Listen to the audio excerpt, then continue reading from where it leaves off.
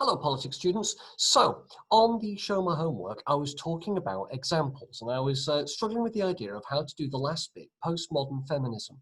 Now, I could have done it as a lecture, but you've all got copies of the textbook, and I've already asked you to look at Gamergate, and you are capable of reading. And several people have mentioned in face-to-face meetings that the videos are helpful, but it's lovely to do your own thing occasionally as well, otherwise it just becomes me talking at you.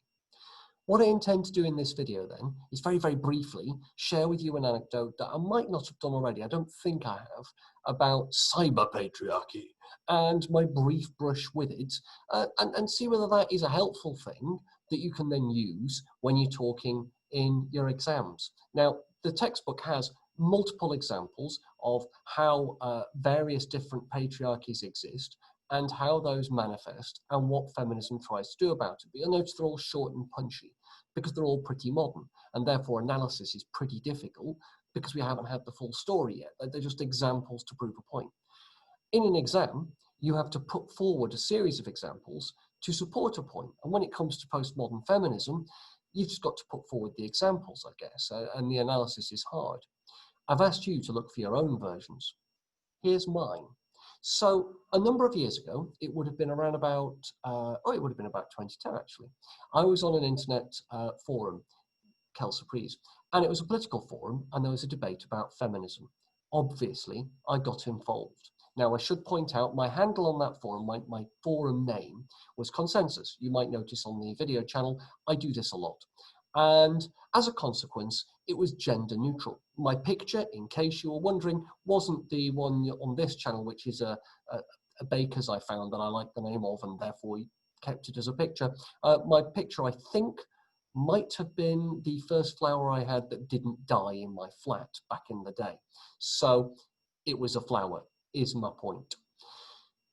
I was debating feminism, and usually when I debated things on this forum, I was expecting people to listen to what I had to say, to take the time to rebut the points that I made, and conversations were slow. So in debates on socialism, for example, I would post something, and it would be several hours before anyone posted anything back.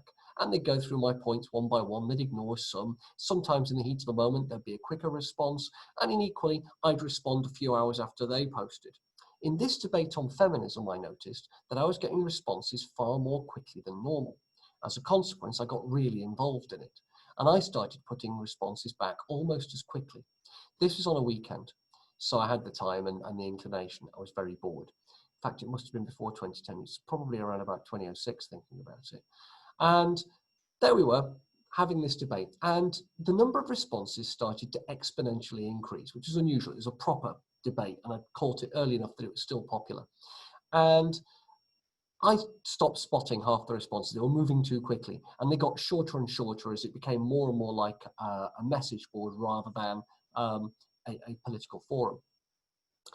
But one thing I did notice, no one was really responding to my arguments, and they tended to repeat things. They tended to repeat things that I'd already anticipated or explained, and they tended to repeat things in much the same fashion as they had initially presented them, rather than taking on board anything that I'd said in criticism. Now, I noticed this and was vaguely frustrated by it, but I couldn't put my finger on what was going on. It wasn't until the following day when I was reviewing the messages. Now, the way the forum worked, it pinged my email with responses that I didn't respond to immediately, so I could review them later. Remember, usually they were several hours apart, and I wasn't always on the forum. It was a lovely way of keeping track of a debate and knowing what I had to respond to. So I was going through the messages, deleting those that I'd read and just not responded to, and I got to one that made me pause. And what it said was the following: "I shan't argue with you. You're probably too pretty to understand." And it made me pause. I have never been called pretty.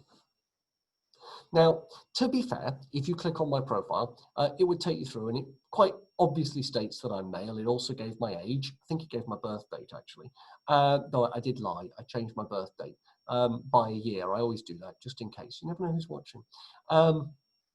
And that made me think. So I went and checked, and sure enough, it listed me as male. And I went back to the conversation, and I began to realize something quite obvious in hindsight, and that was most of the people I was debating with, because we were talking about feminism, simply assumed as a defender of feminism, I must be a woman.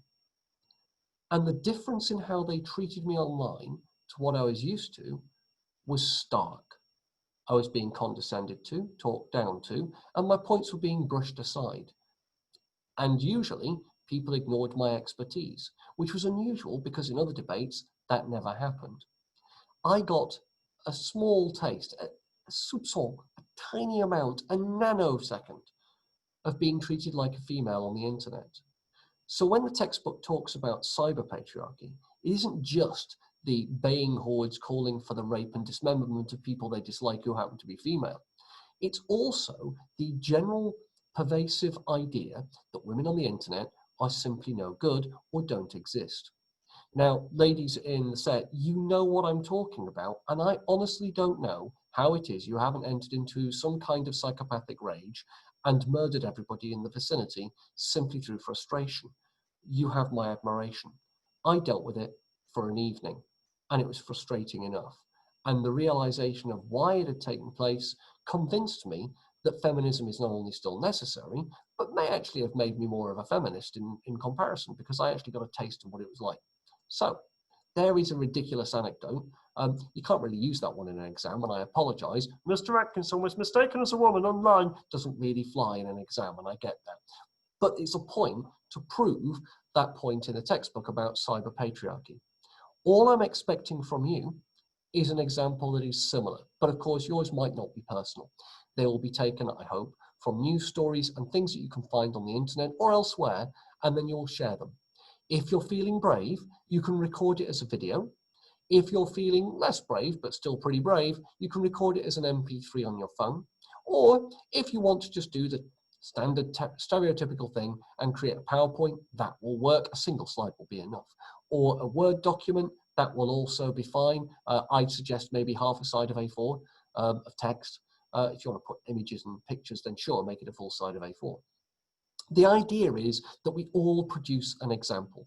And that would give us 15 examples of postmodern feminism in addition to the ones in the textbook. And because you've come up with the example, you are more likely to remember it. That's my thinking behind this. And also it's a task. Rather than just taking notes, it's a bit more interactive and will stick in your minds more. So, if you have been, thank you for watching. I hope that's an interesting task. I hope it's one of those irresistible tasks that has made you go, that could be fun. And especially if you are opposed to the idea that feminism is as necessary as I seem to make it out to be. Especially if you're challenged by radical feminism like I am.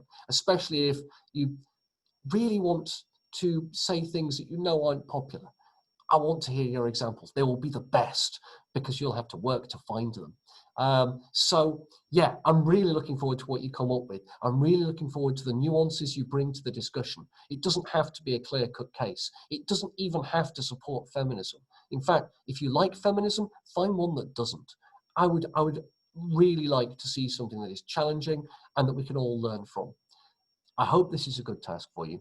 I've said that already. I'm not good with videos, and I look forward to seeing what you produce. You are creative people. It will be exciting. So yeah, that's my very different approach on Monday. I'm not going to talk about Gamergate. I've mentioned it in the Show My Homework description. You've researched it. You now know another example that weirdly isn't in the textbook. The link, by the way, is Michael Bannon, Stephen Bannon, who used Gamergate to essentially design what Cambridge Analytica will later use, and the whole data mining process that's allowed Brexit to be the way it is. It started with Gamergate. That's where they learned the power of micro-organisation and micro-targeting. That's why it's fascinating. And if we had time to do nationalism, there'd be a lovely overflow into that and an overlap. If we don't have time to do the videos, you can read it in the textbook. By now, this video is way too long. So, enjoy your Monday. I look forward to the examples. And yeah, I shall see you around.